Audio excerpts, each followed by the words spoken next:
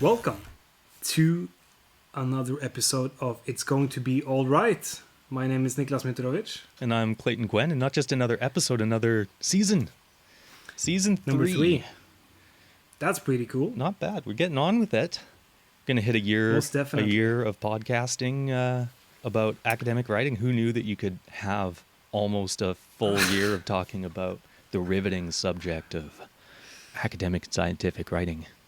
I wasn't sure if that was possible, but it seems like it is. When is the 1 year anniversary? Did we begin in March or April? So it's only a month or maybe two away since we started the first season. That means that we have to have an anniversary episode. That's true. It won't be this one, but it'll be coming up soon. Maybe we'll get some funky sound effects or something like that. But I mean, if for anyone who hasn't heard our podcast before, if season 3, episode 1 is the first one that we're coming into, we are talking about pretty much everything that you can about scientific and academic writing and the writing process and navigating through research, academia, whether you're a student, whether you are a researcher. We kind of cover all sorts of topics, and the format that we've sort of fallen into is releasing the podcast twice a month during what our regular season is, which is our regular academic calendar year. Yes. So that starts in February and goes until May, and then picks up again in August, September, and goes until December. So that means that one episode will be about 10 episodes. Around that. Give or take. Give or take. Depending on how much more we want to go and throw into a season. But since we're starting, a new episode and a new season at the start of a new academic year, we thought, because we've mostly for quite a while been focused on aspects of PhDs, that we should really kind of go and spend the first few episodes looking at the master's thesis, because we're going to, at the Norwegian University of Life Sciences, our master's students are starting their final semester and are preparing for not just writing, but also oftentimes conducting their research for their final master's thesis. And I also think that, students are for the most part sitting at home or in their dorm, working on their thesis, isolated to a certain extent. The library isn't open, so they don't have access to a lot of the physical, documents that they have there. And I think that it's just, I think it's important to start this season out with just some general tips on how to write a master's thesis, but also which resources that are available to help you out in the process. And before we start diving into the main topic of this episode, I think book a consultation at the Writing Center as early as possible this semester. Because since all of you are working from home and feel more or less, or you're kind of alone in this process, I don't know how much contact you have with your supervisor, but try to book a writing consultation with the Writing Center as soon as possible and use that resource throughout the semester. And make it as regular as possible. Yeah. Once a week or something is probably a good idea. They will help you. Will kind of be an additional driving force in the process where you really want to finish off certain aspects of your text before you do a consultation. But they can also help you out from the beginning with just brainstorming, creating an outline. I think it's just like it's just a great offer when it comes to getting another person's opinion about your work and how the ideas are communicated. So our next episode for February 2021, we're going to talk more in detail about how we run our consultations, what you can expect and what you can get from it. But I guess a good starting point, I should also mention I will put a link in the show description to our booking page. But for those of you who are listening who can't wait or don't care to read our show descriptions, nmbuwritingcenter.setmore.com. But again, to get that precise link, it'll be in the show description. Setmore is our booking system. That's what that is. And basically, Nicholas, you've said probably the most important thing: get started early. A master's thesis is no small task. And actually, for many students in many departments, the master's thesis is kind of the only piece of academic writing that you might end up doing through your master's program. Particularly a lot of, you might have laboratory reports or small one-page descriptions that you're producing, but a master's thesis is something quite a bit more extensive than just a regular lab report. Of course, if you're from more of the social sciences, you might have a lot of writing and have a lot of good skills and practices already under your belt, but the one thing that you can always do, regardless of where you are and how much experience you have with academic writing, is to get started early, because there's a lot of stuff that gets crammed into the writing process that isn't really writing. But if you can join it with writing through, say, things like good note-taking while you're reading, keeping they're often called research journals, or some kind of a document that you can be jotting down your ideas and slowly forming them in something that will build up to an outline or a form of full text for you. So case in point, for those of you who are just listening and not watching us, we also broadcast this on YouTube, but during my master's degree, I think I went through about 4 or 5 of these notebooks just for my master's thesis alone. So a lot of writing was going on that kind of helped to develop my thoughts and develop my skills, and just more or less organize things and kind of keep me on track, which made it really easy for me to sit down and start writing when the day came, because I'd already compiled a lot of writing that made it kind of easier to know what I was trying to do and what ideas were worthwhile and what ideas sort of kept popping up again. I have, I think I just threw away some of the documents, some of the planning documents for my master's thesis from, back in 2012. I found them in a bookshelf, I think, squeezed between some books, but it was like, I remember I was putting a lot of effort into the planning stage of creating structure that I felt was logic, that was telling the story in the most efficient way possible. And I mean, it's no small task. In my case, it was about trying to explain a theoretical framework and then connect that to whatever I was focusing on, and then doing some kind of analysis. So it required a lot of planning. And what we're talking about now is what we call the pre-writing stage, which is a part of writing that a lot of people are not that familiar with, or they don't really have a word for it, and some people don't even care about it. They just start writing, and they usually experience what you would call writer's block. Mm-hmm. Because, and what is that? What is writer's block? Well, for me, I think it's a misnomer. Yeah.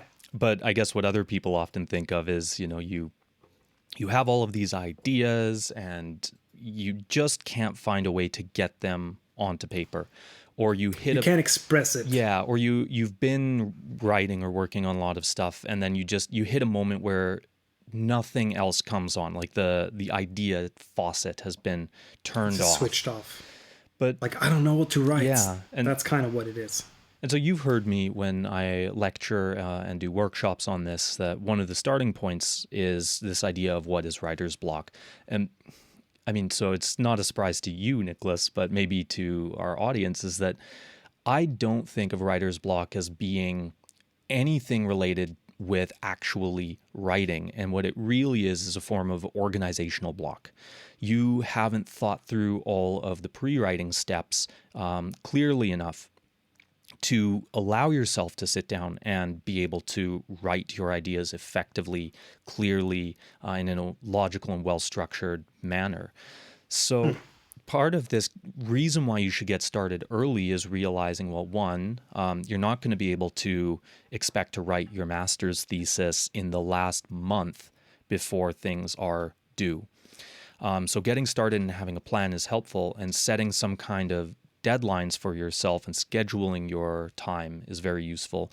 And another thing that we should also point out is, just because you have a submission deadline, which is typically May 15th of every academic spring semester. However, of course, under Corona, that may vary this year like it did last year.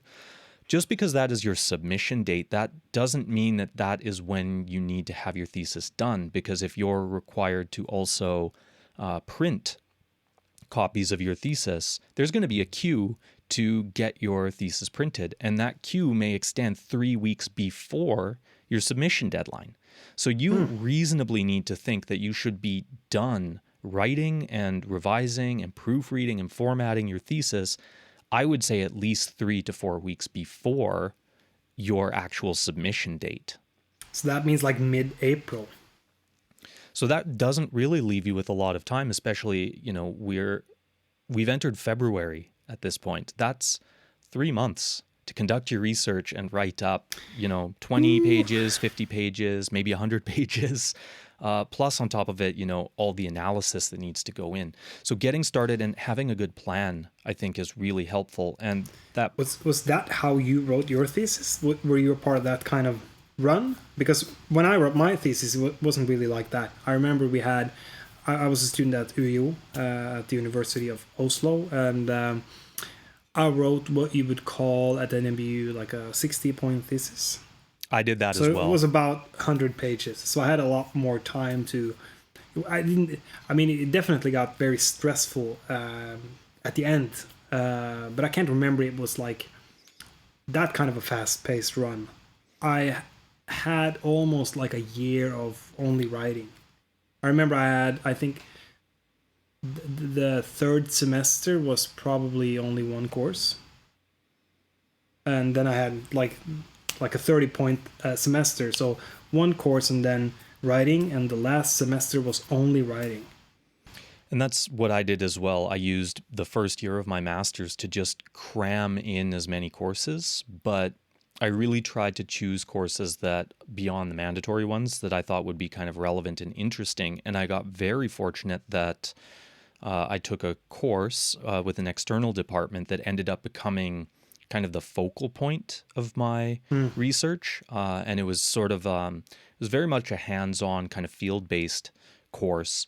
And I was so interested in the idea and saw the overlap to some of the larger elements of my research that I really kind of pushed myself to learn as much in that first year about that topic, and then develop a plan, an idea of different ideas that I could research and ways that I could research them through the end of my first year. And I was actually starting my my data collection in the field about a month or two before my second semester started. And then I had maybe 2 months of data processing, organizing, and then analyzing and coding, and then 2 months of just structuring all of the ideas and outlining. And at the same time, through that entire first half of the second semester, I was also doing a lot of reading related to the case and trying to link all of these sorts of things together. So basically, come the 1st of January, I just had 5 months to write. Well, 4 months, of course, because I gave myself that 3 to 4 week buffer before submission. So I had 4 months to just write everything. And I pretty much used all of it, but I ended up producing a 200-page master's thesis. It was incredibly extensive. Most of that, about half of it, was just appendices of how I had organized my data and to kind of strengthen what I was using. But there's a lot that goes into it. So you need to obviously not just have this plan of how you're going to manage your time, but I think one major problem that a lot of people face as young researchers, and that's what you are as a master's student, as, kind of a junior researcher, is we don't really do a good job of understanding the interlinkages between a research design and a research method, to the point where I've even talked with PhDs who kind of think that they're one and the same. So maybe it's worthwhile we sort of also talk about that difference and how having a good research design and understanding how it differs from your methods can actually help to really inform how you're going to collect your data and how you're going to write about it. So what are your interpretations of those two, research design versus a research method? Good question. I want to say that my process of writing was a lot more messy than yours. And were you working at the writing center at the same time as you were writing your thesis? I was, yeah. Yeah. So that probably helped you quite a bit, because I was kind of on my own and I wasn't using any resources at that point, and I didn't know anything about research design. I remember I was quite isolated when I wrote my thesis, and I was, doing a lot of these things that we tried to get the students to avoid. I was kind of reading and writing at the same time, and writing the paper in sections and doing a lot of back and forth, and it was relatively time consuming. And I was trying my best to kind of have like this kind of bird's eye view of my project at the same time, and that's where all these documents that I was talking about earlier came in, where I was constantly trying to like create the perfect outline for my project and how it kind of ended up looking like. So it was kind of my desperate attempt to control the situation that felt very uncontrollable or very messy. It turned out great in the end, but it was definitely a process that was difficult, and I could have used some guidance. And I remember when it... I was just going to say that we literally just gave a workshop or a webinar to PhDs at NMBU just last week. And the main point there was, when you're writing a piece of research writing, a manuscript, as it were, for PhDs who are trying to publish their research, the hard part kind of ends up being, how do you connect everything? And I think what you're talking about is trying to write sections separately from each other as you're reading and as you're doing the research and as you're kind of conducting the analysis or doing some of the background literature review to build up the theory or the concepts that you're using or the case that you're looking at, or, writing the methods as you're doing the methods. You don't understand what your conclusion is. And if you don't have a conclusion, you haven't done research. You're still doing research. You're in the process of conducting it, so kind of having an objective view of what you're in the process that you're in the middle of is very difficult, and it will end up being quite messy if you don't really straighten that out. But I think a good starting point, we're talking about the pre-writing process, and every project starts out with some kind of idea, something that you want to write about, right? And some people have a very concrete idea, like I want to write about that bacteria in the gut of a moose or something. And some people just want to write about a moose. I mean, from something very specific to something relatively general. So they need to kind of, come up with something more specific. But it usually starts out with an idea of some sorts, concrete or not concrete, and then it ends up as a finished product, hopefully as a finished master's thesis. And a part of that process, or what will make it easier, is to, at the beginning, figure out exactly what you're writing about, why it's important to write about it, what does that contribute to your field, and then how are you going to do it. And that's where research design comes in, because let's say that you have come up with some kind of problem formulation or a hypothesis or a statement of some sorts. There should be a research design that is designed to fit that exact purpose. Let's say that you are planning to do a lot of experiments in the laboratory, then you should probably choose an experimental design.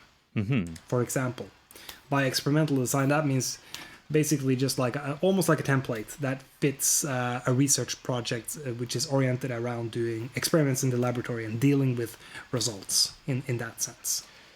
And so a research design is sort of a good way of grappling with what your topic is, your research purpose, why it's important, how you're going to justify the importance of researching this subject. And then it kind of helps you to also identify how you're going to conduct that research. So the research design is almost like the framework of what I'm looking at, why I'm looking at it, and how I'm going to research it. And that's, I think, quite a bit different than a method. I think what happens, the experiences I've had working with students over the years is they know what their topic is. And then they immediately come up with some research questions, but they're sort of missing a few important points. Okay, well, why are these questions worth investigating? What's the real justification behind them? And how can you investigate these types of questions? Because the questions that you might develop, or the problem statement, or the hypotheses that you may come up with, they may very likely need to be answered in different ways. Oh, yes. So you also need to have this understanding of, what is sort of the outcome of conducting this type of research. And that's where you say, if you're doing an experiment in a laboratory, well, that's pretty easy. You can generate a hypothesis, you can test it through an experiment, but not everybody can do that. Perhaps you're doing a case study. You're looking at something outside of a laboratory environment. You're looking at it in the field. Well, a case study is going to require different questions. It's going to require different methodologies to collect the data. And then on top of that, it's not just methodologies to collect or generate data. You also need methodologies to analyze that data. And the research design is what encapsulates all of this. There's a really great online resource from the University of Southern California, and I will also put this in the show description so you can link to it. It gives a wonderful description of a variety of different types of research designs, things like cohort studies, which might be done in fields of medicine, to case studies, to statistical analysis, to experiments, to theoretical or philosophical designs, which might have been something closer to what you were doing. We used this one during a PhD webinar, which if anyone is interested in a little bit more information about research designs, we kind of use this same resource from the University of Southern California as one of the things that we based that webinar on when we talked about research design, if I'm not mistaken. Mm-hmm. And what's so great about this is not only does it tell you what it can achieve, it kind of gives you some example questions that indicate what kind of questions you can ask, because exploratory research is different from experimental research, although you could combine them and have exploratory experiments. Sure. Descriptive research is going to be something different than a clinical case study, even though they might have some sort of overlap. So the point of having a good understanding of your research design is that it helps you to not just frame in the topic and why it's important, but it really helps you to identify how you can answer the types of questions that you're hoping to ask. Yeah. And you can combine designs. That is also important. Try to choose something that fits your project, whatever you're trying to figure out.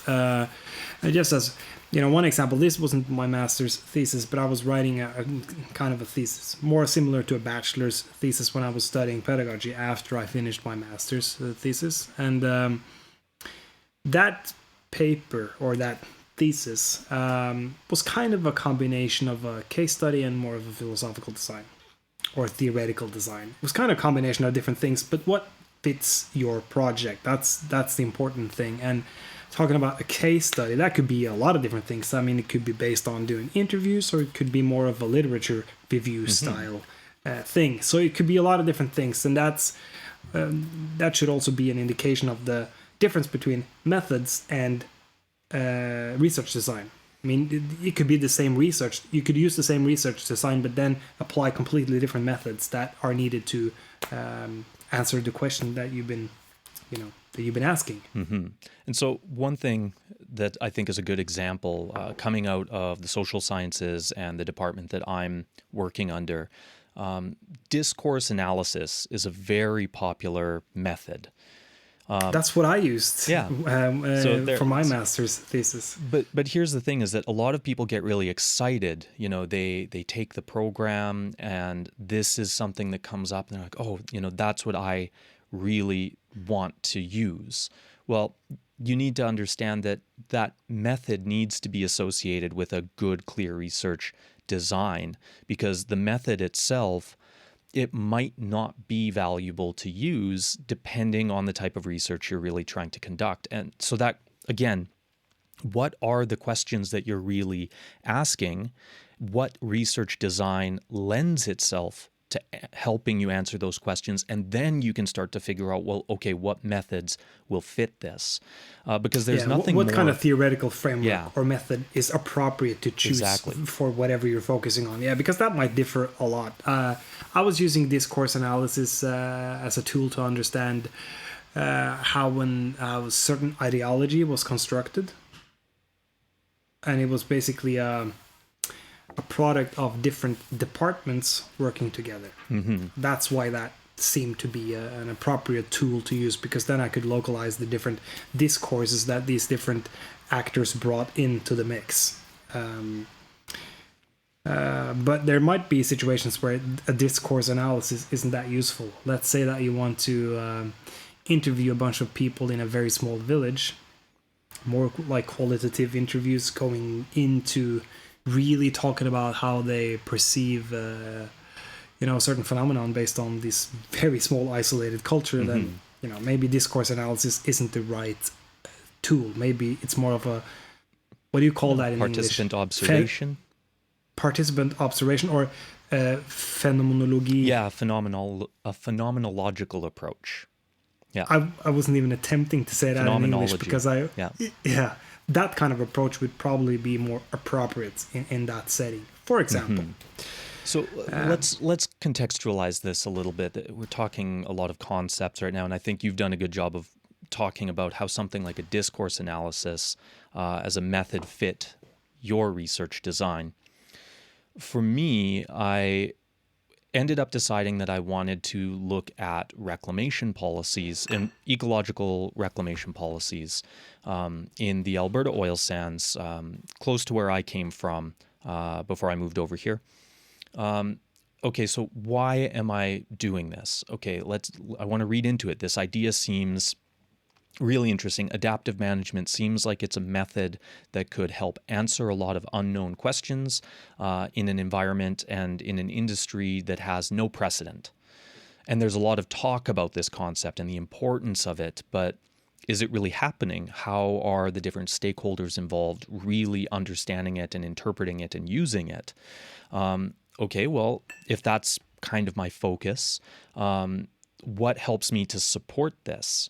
Okay, I need to go and I need to read literature, and a lot of it, only to find that there weren't really good descriptions or frameworks or clear evidence of adaptive management being applied. So that made me realize, okay, there's actually a gap. There's a bunch of missing information here. How can I actually go and investigate this then? Well, I can't do an experiment because I don't know what the variables are. I mean, I could just go out and start interviewing people or do something like a critical discourse analysis on documents, but that'll only give me one narrow section of a fairly wide group of people involved in this process, or who should be theoretically involved in the process. So I had to really kind of dig around to figure out, okay, what my research is, the research design is, it's exploratory. There's no information available on exactly what I'm doing. I'm probably one of the first people to try to do this. So I can't have firm questions or firm hypotheses that I'm really testing. I need to be much more open-ended with the questions that I'm asking. Questions like, is adaptive management happening? Yes or no? How do people actually see adaptive management happening or not? And so what ended up lending itself as a useful methodological approach was something called grounded theory. So I had to go in and sort of ask questions and then adapt my interview questionnaires as themes, important concepts or topics kept coming up from these different people that I spoke with. And then that sort of informed the area that I should ask the next respondent and the next respondent until I started to have recurring themes. And then I went back to the first person that I had interviewed and kind of did a more focused interview on that specific topic. So I had to kind of do 2 interview rounds with everybody who was involved. And I learned a lot from it. But I mean, I couldn't have just said, hey, I want to look at adaptive management and, apply critical discourse analysis, because the questions I was asking and the field I was going into would not have allowed it because there's no documents to analyze. Now then it's impossible, because in my Yes. case there was a lot of different documents, all these different departments, and these people that together were creating this modern ideology of modern pilgrimage from Oslo to Nidaros to Trondheim. That was what I was analyzing. A lot of documents and a lot of different departments was involved in this process, so it seemed like an appropriate tool to use. And I didn't want to focus on whatever the pilgrims meant themselves and how they felt about the journey, because there's been conducted tons of research about that. So it seemed interesting to me to focus more on the ideological aspects from the people that are arranging the pilgrimages and trying to make it happen. The point here, you've been talking about your research, I've been talking about what I did, and we started out with the what, why, and how, and choosing a research design, and all this is a part of the pre-writing stage, and kind of getting a thorough understanding of what you're trying to do and how to achieve that. That's the most, I would say, the best starting point. You shouldn't just start working and get a surprise after a surprise of how this project is kind of panning out. Everything should be planned in advance, and also certain things that if there's problems that you're expecting, try to include that in your plans. It's more typical for students that are dealing with like interacting with real people. If you're doing some kind of a literature review thing or something which is very theory heavy, you might not have to take that into consideration. But if you're interviewing people or conducting experiments in the laboratory where something can go wrong, then giving yourself some time to be able to include a buffer in your plans. Mm-hmm. That's a good... Expect you may have to do it again. I've heard stories of people who, in the laboratory, since we've mostly been talking about social sciences, let's shift over and deal with our natural science family as well. I have heard stories of people where the piece of equipment that you were planning on using is not available or is broken. And do you have a plan B, or do you need to start asking for an extension already? Is there another way that you could conduct the research? Or if something was contaminated, that's you have to another do it again. one. Exactly.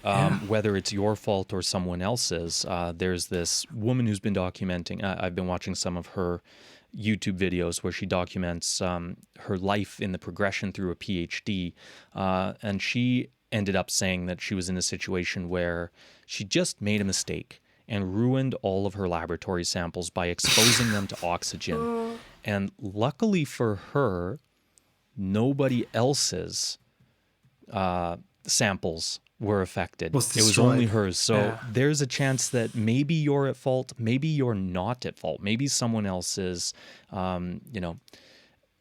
misguided approach or mistake might impact your research in some way, shape, or form. So a good researcher should be able to adjust to unexpected things, surprises that happen along the way. Sure. Especially just like a quick story. Yeah, go here. for it. I was just translating a text from Norwegian to English, and it was about fume hoods. You know what it is? Fume hoods? A fume hood. It's like a closet that you would put use into, and it ventilates air up and out so that you don't breathe it in. Yeah. Yeah, like toxins and different stuff like that. And it has it's pretty high tech. But I was translating a lot of descriptions on how to use that kind of equipment in the new veterinary building. Turns out that there's a lot of stuff that can happen. I mean, we're just talking about being prepared that you might gonna have to do certain things again when it comes to experiments in the laboratory.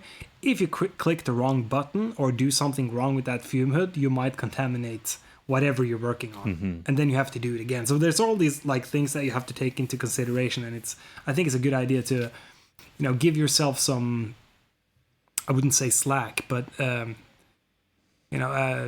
that buffer area. Give yourself a buffer that you kind of expect that you might need to collect your data again. I think it's a good point to mention that there's a lot of reasons why master's research can end in failure.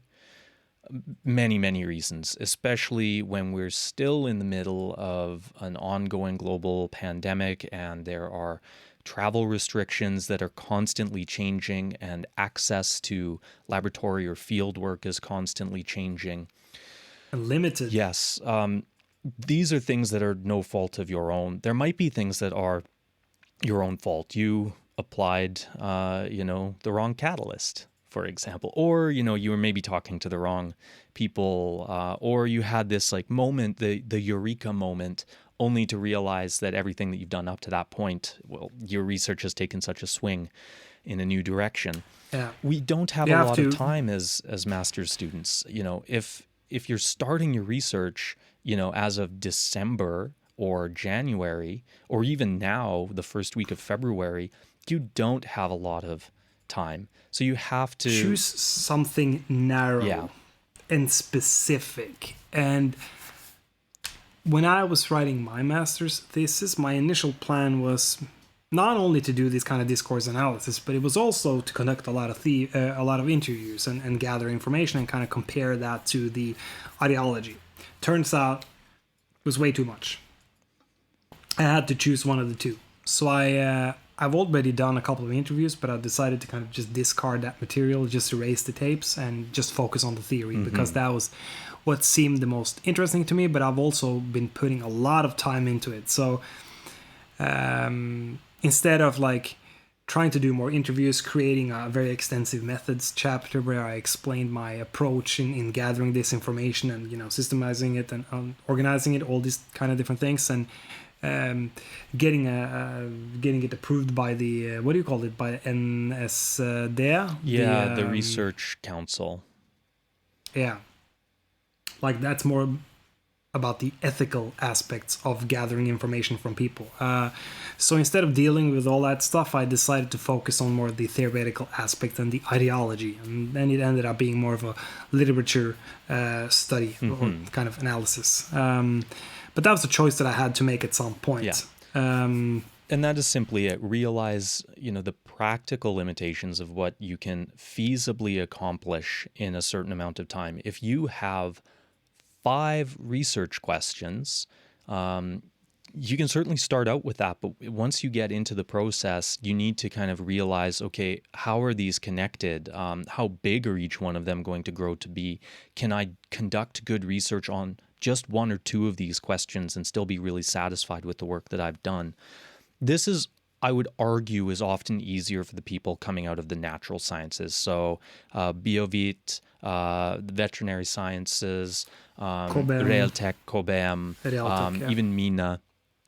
Oftentimes because you might be part of an ongoing research project where a lot of groundwork and literature is already available to you.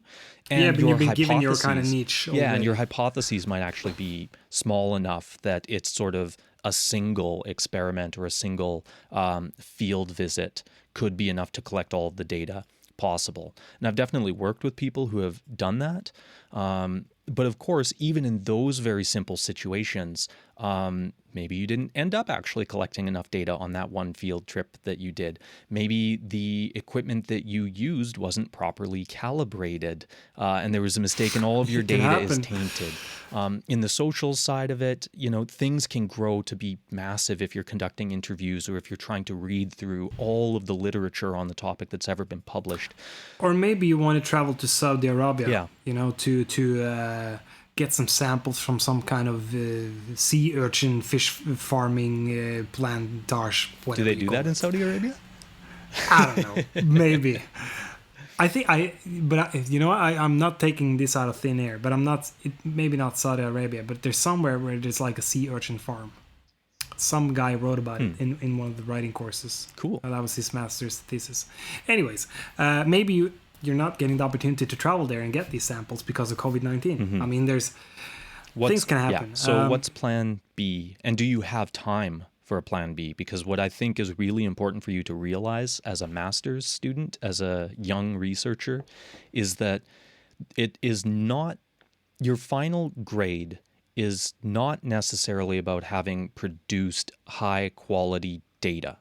What you're most likely going to be examined on is going to be how did you deal with all of this along the way, and what happens when you don't get high quality data. Can you identify the points of failure in your research and think about, if I did this research again, if I had the time to do it again, how would I strengthen those weaknesses in my data collection methodology, or in my hypothesis, or in the laboratory equipment I used, or with other types of data collection or data analysis methods.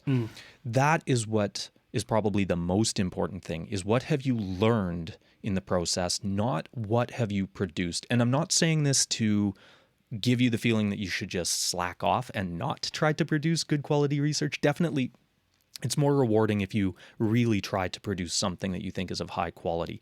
But don't be scared if you don't. Look for what went wrong. Try to flesh out the points of failure and weakness, because that can become a large part of what your research is.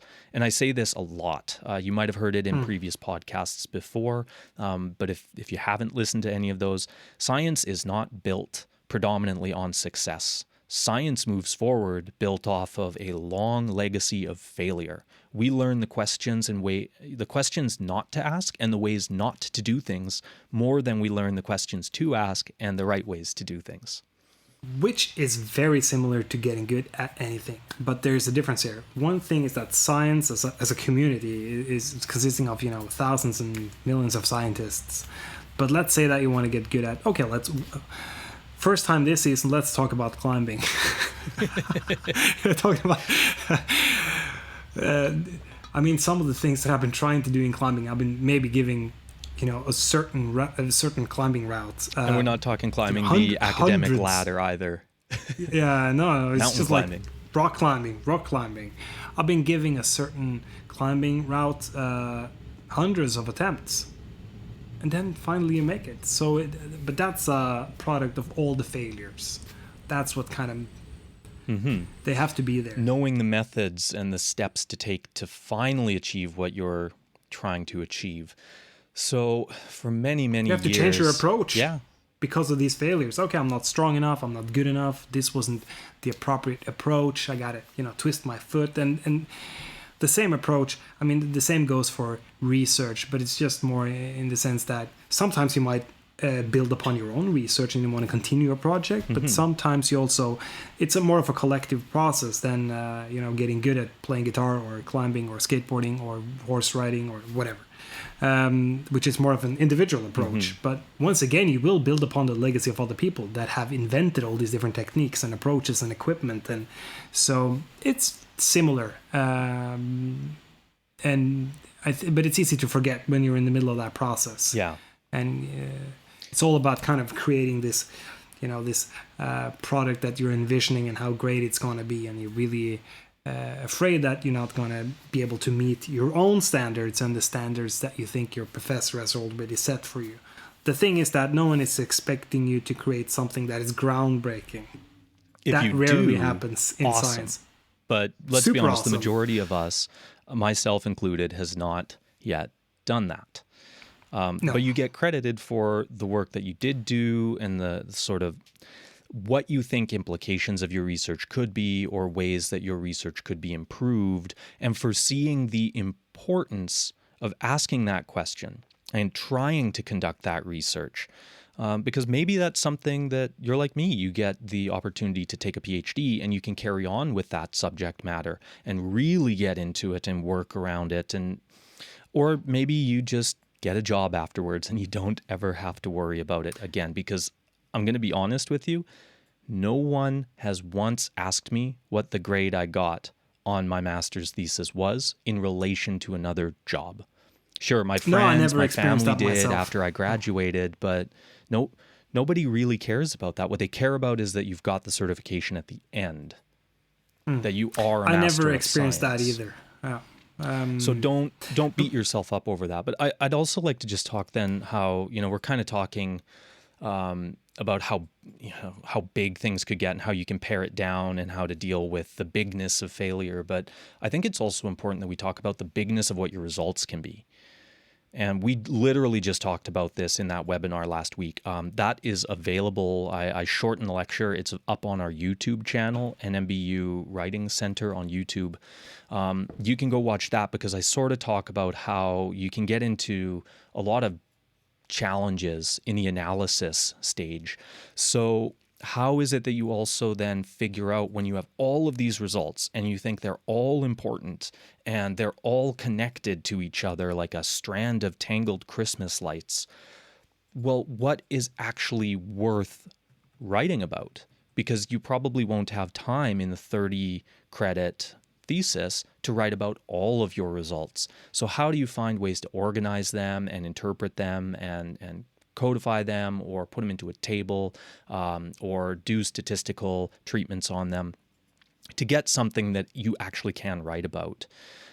This, I think, is also important to this issue of paring things down.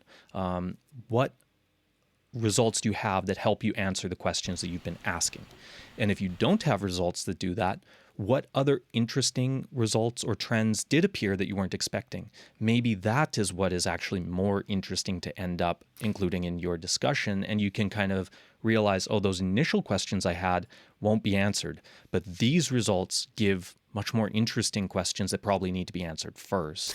But this is an important thing that you brought up briefly, and that is if you have a research question or hypothesis or a set of research questions and then you test something completely different, you're in trouble.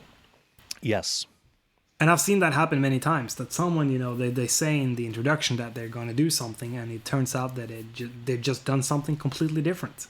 Like I've experienced one person that had, this was in pedagogy and the point was to see what kind of effect ICT has on education and how it could be used as a pedagogical tool. And so ICT is information computer technology?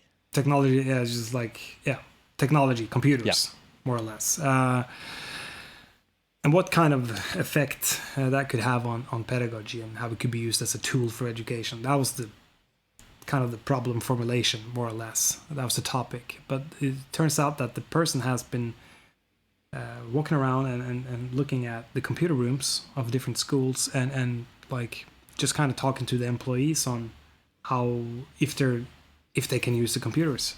And in many, this is obviously not in Norway, but it turns out that a lot of the people they didn't use the computers and they couldn't use the computers. So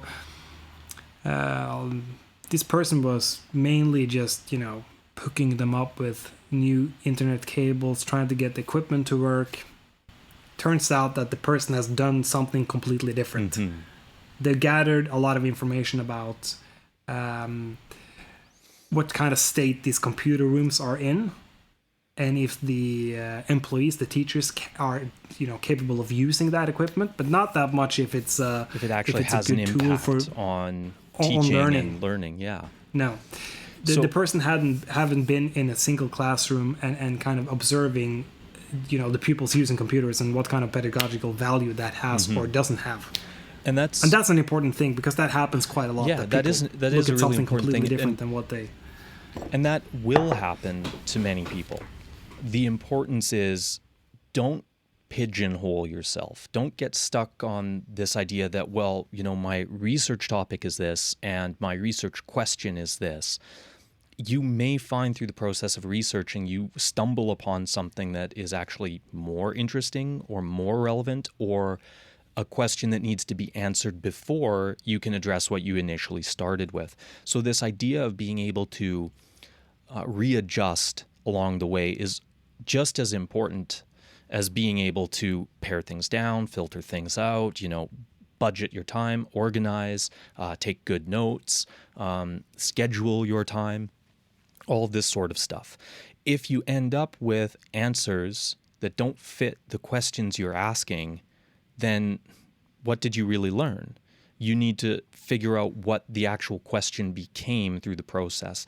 And the trick that I used for this, for those of you who are just listening, I've got a Post-it note. I would just write down, at the start of every week, what is it that I'm actually doing? what am I researching really? And I could watch, after a couple of weeks, the idea would slowly change as what I had been reading and some of the initial information I was getting kind of changed the question a little bit. And then with the changing question came a slight change in the research design. And that kept going until I felt like I had a period of time where it didn't change. And that's when I knew, okay, this is really what I'm doing now. And that made the process of collecting and analyzing the data and reporting it and creating an outline and writing all of this up way easier. I think what happens is a lot of people make a research plan and they submit it to their supervisor, and then they don't look at it, they don't touch it for weeks or months. They don't even look at it necessarily again until the day that they're going to start writing the full thesis, and they don't realize how far off their idea has become. Yeah. So tracking... You should revisit that one all tracking the time. your progress is really important for that very reason, because if you present results and analysis and a discussion of something that is not at all related to your hypothesis, your research question, your problem stealing, you're not going to do very well. You're going to get torn apart in your defense. You might have to just completely go and rewrite the thing before they let you graduate.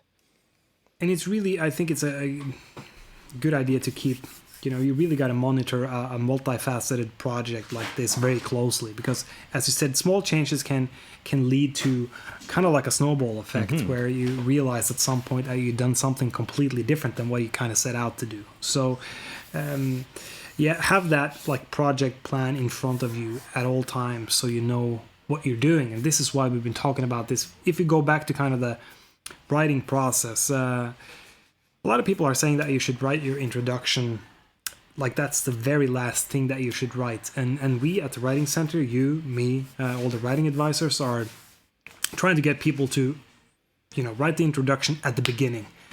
But be aware that it should be the last thing that you edit, that you rewrite, because your project will obviously change. The point is with writing something at the beginning of the project is to kind of create a mission statement for yourself. This is the way forward. This is what I'm planning to do. If you kind of got that document, it's not only an abstract thought that you could, every time you think about it, you interpret your own thoughts, and then you kind of change it, you alter it a little bit. Then it's concrete, it's right in front of you. And I think that kind of mission statement is very useful. But once again, keep in mind that you have to rewrite it at the end of the project. And I think that that's a good point to bring up, that start with something and try to make writing an integral part of the process. Try to write good notes. Try to organize the notes while you're reading and researching in a way that will be easy to access and that you understand a connection to this. We've got videos on YouTube, and in SWR 100, we've got a lot of information on ways to effectively take notes and organize them so that they benefit an outline later on, because that's what you want to work towards. If you have a good idea of where you're starting, you've got a much better idea of where you're trying to get to. And that can... And what is relevant. And what's relevant to help answer those questions, exactly. And that, I think, kind of then brings us down to, okay, so you've developed a good research design, you've got good research questions, you've got a good research purpose or justification, you've found the methods that you're going to use, you've gone and collected the data, you've analyzed it, you've interpreted it. One other thing that happens an awful lot is people, mostly supervisors, really end up saying, write your methods first. And this is why we're saying you should write the introduction first, because you might spend a lot of time writing methods only to realize, well, I'm not really reporting on certain results, and some of those results are just part of one particular method. And now I've done... Then you're not going to need it. Yeah. And so this is where we really think that knowing your introduction, giving you a good launching pad, but also you need to know, well, what's your conclusion going to be? How have these questions changed along the way? That, if you know the start and you know the end, fitting everything else in the middle is much easier. And that brings us to this idea of having a good outline as well. So not just is your research design and maybe your methods and your research questions and things like that going to change along the way. If you're documenting these and writing them down and slowly filling in the blanks and building yourself what you could call to be a living document, an outline of like, well, here's my question today. Here's the methods that I think will answer it. Here's some preliminary results. Here's other literature and other data that supports an answer. Building all of that along the way in a very rudimentary outline and having that outline be constantly updated and adjusted as new ideas come in and as focus shifts to new directions, you'll... Oh, sorry, hold on. We've got another guest in the room. Joys of shared home offices. Basically, if you have a really solid, completed outline, the writing becomes easier because you're not trying to connect big ideas. You're just filling in the gaps. And we've said this before, right? Paint by numbers. Yeah, that's basically, that's the analogy that we use. If you have a good frame for how all of the ideas and information are connected together in a very simple outline, writing your master's thesis is just choosing the colors, the colorful language to fill the picture in to make it something nice and pretty, and really then tie it all together. So also don't neglect the importance of an outline. I would really recommend that that's something that you develop good skill and practice in, is outlining. Some people like to free write a lot and break things down and dissect it, but every person who's ever walked through the doors of the writing center and laid a half-finished thesis or even a fully finished thesis on the desk for me to look at, first thing I'll ask them is, do you have an outline? Most of them say no. And already I know there's going to be a ton of problems with the overall structure and connection and what information is and is not relevant in there because they've just written a bunch of stuff. It's like a Frankenstein monster. It doesn't make any sense. The parts are just jammed together from different things, but it doesn't mean that it's a unified whole. Exactly. It's not a unified whole. It's not a sleek design, right? And that's what you're trying to achieve. And I think it's very similar to, if you think about creative writing. You could obviously do that in a lot of different ways, but if you want to write like let's say a fairy tale, right? First you have to come up with the characters and how they are and how they act and how they interact and what's the goal, what is the motivation for each character and how do they interplay. And there's a lot of different components that you need to develop and kind of make them fit, that drives the narrative forward and comes to some kind of conclusion that you have figured out.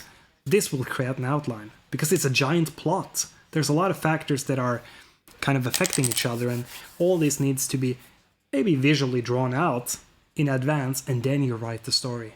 You should obviously leave room for some creative changes because you might come up with something that you didn't thought about before, and then you obviously just add that in. But having a plan is something that you should take very seriously. And I think we started to talk about writing an introduction as a mission statement at the beginning of the project. And that could be the starting point of a more detailed outline. That's kind of the story that you're trying to tell in a more condensed version, and then you extend that and turn that into an outline. The important thing here, we talked a little bit about note-taking. There's a difference between creating an outline just out of thin air, like out of your imagination, and creating an outline based on contemporary research.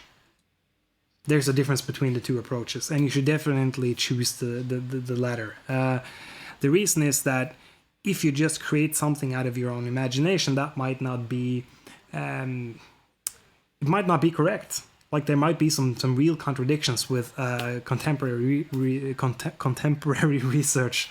You really want to build it on or base it on some of the sources that you want to use, and then you could come up with your own kind of approach on how to solve your problem based on real research. And that's where this kind of coloring by numbers comes in, right?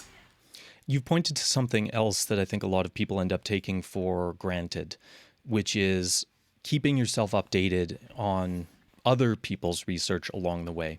A lot of people will start out and gather a couple articles that sort of form an initial foundation that they can use to justify their research.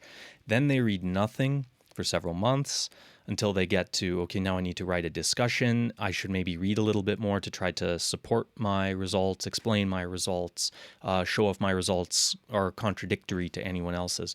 But here's the thing. You're going to have a lot of downtime periods in between.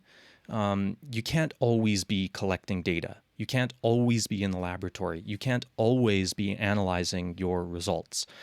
A really good way to just get a break from that, or even when you're waiting for results to come in, really take the time to kind of be reading all along the way, because as you're reading and as you're working on particular aspects of your research, you're going to find ideas and information that might be really more focused and relevant to help you discuss what you're working on. And this is something I've definitely seen where people kind of wait until the last minute and then they realize, oh, I have to write a discussion and I need to support what I have done. And now I actually have to go and find information to help support all of this. And I didn't budget the time to sit and read, for 2 or 3 weeks straight to find all of this. Only been doing experiments or something. Yeah. So don't neglect reading along the way. And something like a simple goal for yourself, read 1 article a day. I mean, if you've got time at the end of the day to sit and watch television or YouTube or play a video game, I know it's tiring, but a 20-page article, even if you're only reading the introduction, the discussion, and the conclusion so that you cut it down in half, you'll be able to pull some really good ideas out of it in the process. One important thing that you said, like if you're in the natural sciences and you're waiting for results to come in or something like that, then you have some downtime and you can, you can read some articles. But if you're in the social sciences, you might not have that luxury in a way. If I'm going to take my own project, my own thesis as an example, it was more of a theoretical thing, more of a theoretical analysis of literature, and then there is no downtime. Mm-hmm. Yeah, because the data collection, the data analysis kind of form together. Yes, yeah. It's a merged process, and so here this is something that, and I think this is a nice kind of topic to talk about at the end. A lot of students ask me, and probably asked you as well, and I know that we got this question during one of the PhD webinars. Like, what is enough? What is enough literature? When am I gonna, draw a line in the sand almost, like, okay, now I have what I need? When is enough? Yeah, everyone always wants a number. That's the thing. I think this is a terrible byproduct of the current way that a lot of writing assignments in universities are. Okay, how many pages? Oh, how many words? Oh, how many references? And there are these. How many references? There are these numbers. Minimum 3, set. maximum million. Yeah. This is a judgment call. Enough is enough when you think that you are capable of answering the question or questions that you have been asking with enough evidence to support it, that you're not going to feel like a jackass when someone comes with a piece of counter evidence that you hadn't considered. Easiest way is what is typically called data saturation. When you pick up a new article and read it and it doesn't present you with any more information, you pick up a second source and it's not contributing anything new, and you pick up a third source and it doesn't contribute anything new. And it's not only about data. Like, let's say that you want to base your results on something and you want to relate it to other people's research, not only your own experiments. This is also, let's say that you're creating a theoretical framework that you're going to use to analyze something. A lot of these theories within, any discipline within the social sciences are quite similar usually. A lot of these theoretical frameworks that you can use have some, they're relatively similar with, so it comes to a point where it's enough. Like you're using, let's say you're combining 3, 4, 5 different theoretical frameworks, and it comes to a point where, are you going to introduce another person's opinion or understanding of a certain concept? Maybe not. It doesn't contribute anything. It doesn't add on an extra dimension or a new perspective that is useful to you. That's when the level of saturation is, or it's enough.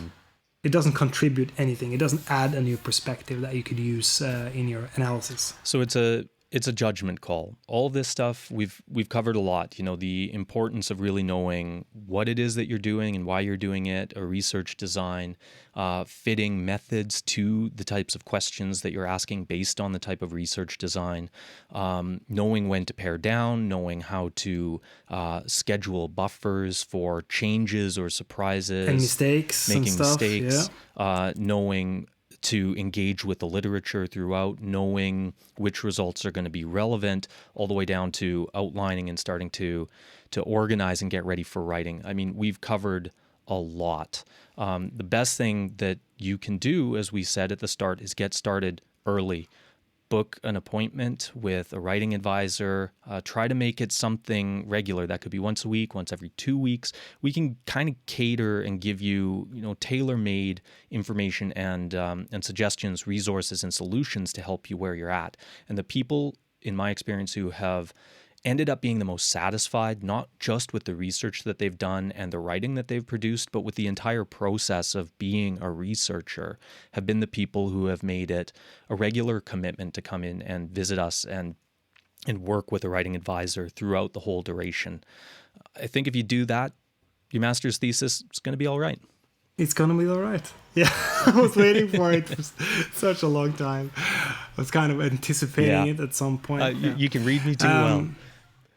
But that's true. Then it's going to be all right. There is so many resources out there that can really assist you in this process. And this kind of conversation that we had now has been, a little bit back and forth and a lot of information. And we try to connect all these different topics in the way that seemed to make sense during a conversation. But all this is relatively divided into a more logical way in our resource portal SWR100 on Canvas. And then you could look at any one of these topics that we've been talking about and kind of look at it more like you can see all the details and different approaches that you can use to have a clearer text or to organize your notes or whatever that you feel that you need some help with. And we're going to, in 2 weeks, in the next episode we're going to focus on kind of the consultation process to walk you through what you can expect, how we go about it. And that's going to also follow through the SWR 100 a little bit. If you're not familiar with SWR 100, our Canvas resource portal, if you are an NMBU student and or employee, I will have a link in the show description that will take you immediately to the room and you can go into the modules. Thank you very much for great start to season 3. I hope that everybody listening is able to extract something valuable and relevant for where they are in their process. And we look forward to seeing you next episode. Next episode in 2 weeks. Thank you for the conversation, Clayton. Fun as always. As always. We'll see ya.